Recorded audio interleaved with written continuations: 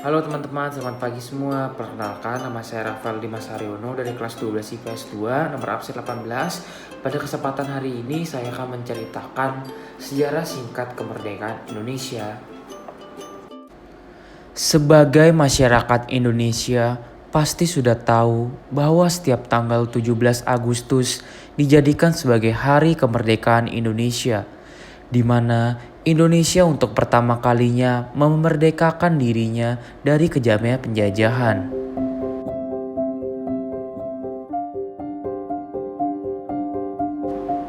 Soekarno, selaku Presiden pertama Indonesia, memproklamasikan kemerdekaan Indonesia yang terjadi pada 1945, tepatnya terjadi pada hari Jumat tanggal 17 Agustus 1945. Bukan hal mudah untuk memproklamasikan kemerdekaan Indonesia. Ada sejarah panjang dan tumpah darah yang telah dirasakan oleh pendahulu kita. Berikut ini beberapa sejarah yang mengutuskan tanggal 17 Agustus menjadi Hari Kemerdekaan Indonesia. 6 Agustus 1945, sebuah bom atom dijatuhkan di atas kota Hiroshima, Jepang, dan Amerika Serikat yang menurunkan moral tentara Jepang di seluruh dunia.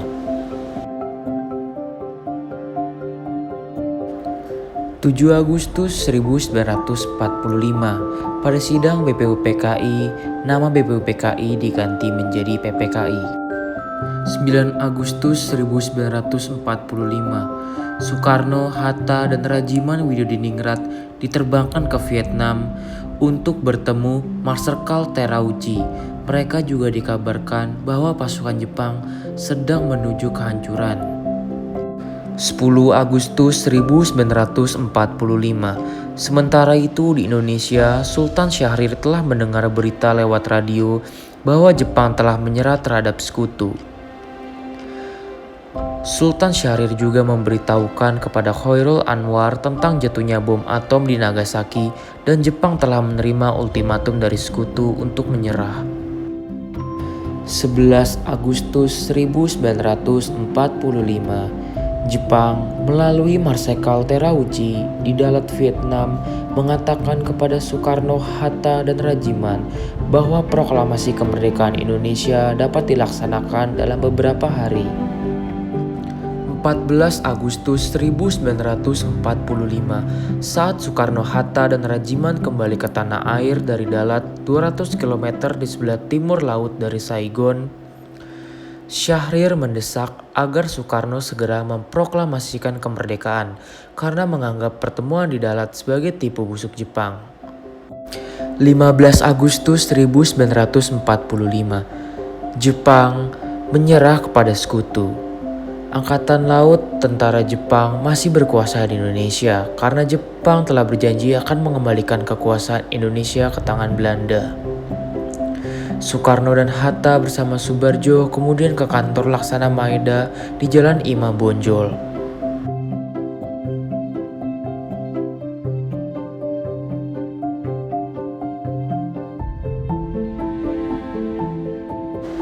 Perundingan antara golongan muda dan tua dalam penyusunan teks proklamasi berlangsung pukul 2 sampai 4 dini hari. Teks proklamasi ditulis di rumah Laksamana Maeda. Para penyusun teks proklamasi itu adalah Insinyur Soekarno, Dr. Andes Muhammad Hatta, dan Mr. Ahmad Subarjo. Konsep teks proklamasi ditulis oleh Soekarno sendiri. Soekarni mengusulkan yang menandatangani teks proklamasi itu adalah Soekarno dan Dr. Andes Muhammad Hatta atas nama bangsa Indonesia. Teks proklamasi Indonesia diketik oleh Sayuti Melik.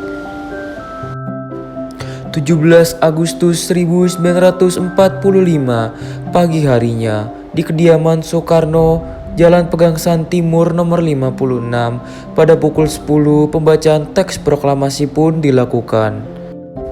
Kemudian disusul oleh pengibaran bendera merah putih yang telah dijahit oleh Ibu Fatmawati, dan Indonesia pun dinyatakan telah merdeka.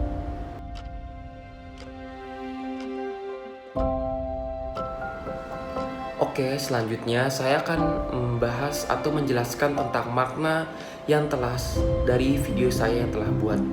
Maknanya yaitu kemerdekaan Indonesia berhasil dideklarasikan melalui pertumpahan darah dan berbagai perjuangan lainnya selama bertahun-tahun lamanya.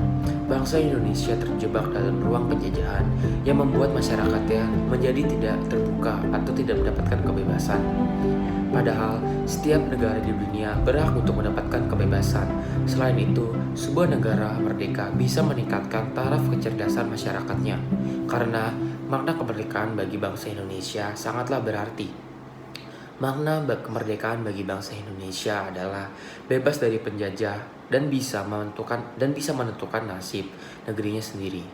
Saat mendeklarasikan kemerdekaan, itu berarti Indonesia telah memutuskan untuk membangun negerinya sendiri tanpa adanya campur tangan dari negara lain, seperti membuat aturan hukum sendiri yang berlaku dalam kehidupan masyarakat. Jadi, kita bisa tahu bahwa para pahlawan atau para pejuang kita dulu berkorban bertumpah darah untuk menghapus penjajah dari negeri Indonesia tercinta kita. Gunanya apa? Untuk agar kita bisa mendapatkan kebebasan dan agar bisa membangun negerinya sendiri. Kemerdekaan bagi bangsa Indonesia juga bisa berarti menjadi puncak perjuangan untuk membebaskan dan melepaskan diri dari ikatan atau tekanan penjajah. Namun, telah tercapainya kemerdekaan bukan berarti perjuangan masyarakat Indonesia dan elemen lainnya sudah berakhir. Justru diisi dengan usaha membangun bangsa dan negara. Sekian dari saya, Rafael Dimas, dan terima kasih.